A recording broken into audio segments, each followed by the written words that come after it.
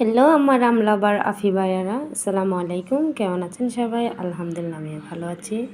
আজকে আমার লাঞ্চ ছিল হচ্ছে 2টা আম। যেহেতু আমি লাঞ্চে ভাত খাই না, এই জন্য আমি সবসময় চেষ্টা করি হেলদি কোনো কিছু খাওয়ার। আর তাছাড়া আম যেহেতু আমার ফেভারিট একটা ফুড, সো কোনোভাবেই স্কিপ করা যাবে না। আমিও খাচ্ছি, সাথে আপনাদের সাথে শেয়ার করতে চলে আসলাম। সে যাই হোক, মোটা হই আর চিকনা হই, আমি কিন্তু খেতে, তবে হ্যাঁ, আমি টক আম কিন্তু মুঠেও খেতে পারি না। মিষ্টি আম হলে তো আর কথাই নেই। এর আগের বারের আম নিয়ে আমি বরাবরই খুব ভালোভাবে ঠকিয়েছি। আমাকে আম বিক্রেতা খুব মারাত্মকভাবে ঠকিয়েছেন। উনি বলেছেন মিষ্টি আম প্লাস হচ্ছে অন্যান্য আমের তুলনায় 20 টাকা বেশিও ছিল, কিন্তু এই আমে এত পরিমাণের পোকা ছিল আর তাছাড়া এতই টক ছিল যে দুইটা একটা ভালো ছিল বলাই যায় না।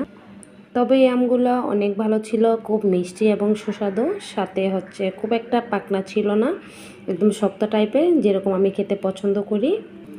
থ্যাংক ইউ আম বিক্রেতা ভাইকে ভালো জিনিস দেওয়ার জন্য। আমাদের এটা সবসময় মনে রাখা উচিত যে ব্যবসা কিন্তু একদিনের জন্য না।